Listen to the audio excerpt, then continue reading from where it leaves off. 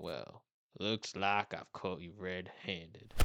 You're under arrest! What? What's the charge? The suspected use of color DB0007, aka McDonald Red. So it seems that illegal colors do exist. From trademark colors to visually accessible colors, any unsuspecting artist could wind up with a hefty fine, not really, for not following the laws of design. So to save you from incrimination, here's a bunch of information. Make sure to like, share, and comment your favorite color rotation. As always, we start with a history lesson because the more we know, the better design decisions we make. WCAG, or the Web Content Accessibility Guidelines, was first published in 1999, just 10 years after the release of the World Wide Web. The Sacred Church of WCAG preached only 14 guidelines, which basically just begged developers to use pretty pictures and sounds that would be easy to navigate and understand. At first glance, the 14 guidelines seem like standard practice, but in 1999, this level of thought would have been completely dismissed. Which it was, and it still kind of is. But what's really cool about this is that the guidelines are updated every 10 years or so, alongside the development of technology and as understanding of disabilities and accessibility needs deepen. Version 2.0 in 2009 expanded to cover PDFs, Word docs, spreadsheets, and mobile apps. With this, they summarized their guidelines into 4 key checkboxes. Is it perceivable, operable, understandable, and robust? In 2018, version 2.1 expanded further, with version 2.2 in 2020 becoming a brief draft in preparation for version 3.0, which was published as a working draft in September 2025. And thanks to AI and virtual reality, it will continue to see revisions for quite a while. Dun dun dun dun! You've made it through history! Now let's jump into theory. Surprise, surprise, the Web Content Accessibility Guide isn't just guidelines. It's more of a philosophy. I mean, the nectar of our life is to make pretty pictures that people love to look at, right? So if someone can only see one color, we need to make sure that they can have just as much fun looking at our masterpiece. But we often forget that not everyone sees color the way we do, especially considering different light sources, materials, print processes, monitor colors, and all that jazz. So, if you want to convert to the Church of WCAG, you've got to create a dynamic color palette. Your dynamic color palette should maintain compliant contrast and follow style rules. The most common color combinations are complementary colors, but if you're layering them, they need to have enough contrast to remain visually distinct. For example, I can use colorhexa.com to see the complementary color of this color blue is this color orange, exactly opposite the color wheel. And yeah, they look good together, but when used together, they don't have enough contrast to be distinguishable, aka visually accessible. I can also see this in coolers.com when I test how this would look in achromastopia. However, if I was to lighten the orange and darken the blue, the contrast will eventually become enough to be compliant. The easiest way to make a dynamic color palette is to find 2 light colors and 2 dark colors. Light 1 and dark 1 should be compliant together, light 2 and dark 2 should be compliant together, light 1 and dark 2 should be compliant together, and light 2 and dark 1 should be compliant together. If you already have a color palette, here's how you could tweak it to make it compliant without losing the saturation or overall vibe. So, I really love this dark red wine and I want to give it a monochromed partner.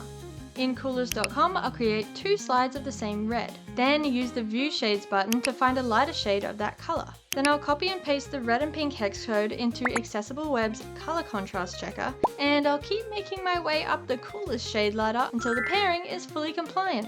Let's say I want to add more colors to my palette. I know that blue and yellow are the triadic colors of red and pink, so I'll use Color Hexa again to find the triadic blue and yellow to my red, then repeat the same process to find the compliant light yellow. Just remember the burger method.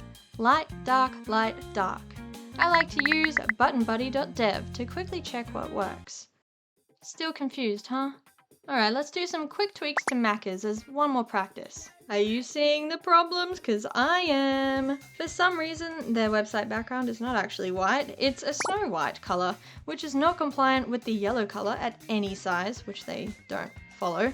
The red color is only compliant at large sizes, which they do follow. Then together, the red and the yellow aren't compliant, which they don't care about. The graphite color is compliant with the off-white color. Weirdly enough, they interchanged the graphite color with a black. I don't understand that. Bada bing, bada boom, do the same process, blah blah blah. They would be compliant if they simply changed their colors from this to this. That way the only colors that can't stack would be the red and graphite or the yellow and white. Now you might be thinking, well, Maccas have trademarked their colors, so they can't change them. Release me, officer, for I have committed no crime! Yeah. Tell that to the judge. Maccas started using red and yellow in 1959, then trademarked the combined use of red and yellow in 1975 as part of their brand identity. So yeah, they get their praises for understanding color psychology, but minus 10 points because they didn't think to check for visual accessibility. I don't care that the WCAG came out 40 years later, they should have known. And they should have updated it by now. The whole point of trademarking colors was because in the 1980s the Industrial Revolution required businesses to prove their legitimacy. The Trademark Registration Act allowed businesses to trademark anything that they felt was representative and distinctive to their identity. This was both to benefit businesses and the consumer to know what was real versus what's a copy. Countries like Australia, New Zealand, Canada, and sort of the United States follow the first to use rule. So if you used it first, the claim is yours. On the other hand, countries like the United Kingdom, China, Japan, South Korea, and more have higher legal protections for those who are first to file. The scam of it all is that without registration, anyone can claim primary legal rights as long as they can prove that they are more established or recognizable, which sucks if a giant corporation decides to rip off a smaller business. What's worse, there's no such thing as a worldwide trademark unless you apply for a trademark in each country and can meet the trademark requirements for each country. Like in Australia, a trademark must include any combination of letter, word, name, heading, label, aspect of packaging, signature, number, device, brand, shape, color, sound, or scent that is used to distinguish the owner. So you can't just trademark a color, you would have to trademark the combination of a color and letter in McDonald's case. Apparently, China's trademark laws require the registration of a color combination. This means that Maccas can register their red and yellow, but Tiffany can't solely register their Tiffany blue. In most cases, the only way to trademark a color is in reference to its position of use, not the color specifically. Also, while it's true Pantone have created exclusive colors for businesses, owning a Pantone color is not equivalent to a trademarked color. From my understanding, the only way McDonald's was able to trademark their red was because it was used in their logo. If Louis Vuitton decided to use the exact same color red on the bottom of their shoes, they would not legally be conflicting with McDonald's and could still register their own trademark for using the red specifically on the sole of a shoe. So with all this, we know that the Cadbury Purple is only registered to their packaging in the context of a chocolate bar. So if you see a purple chocolate bar, you know it's a Cadbury one. And if you see a purple chocolate bar that's not Cadbury, they are about to lose a lot of money. Moral of the story, you can use any color you want as long as you're not infringing on trademarks and they are visually accessible. Fine, you can go. But I better not catch you with no red and yellow crayons, you hear me? You hear me? I'll be watching you! Thanks for watching. Bye!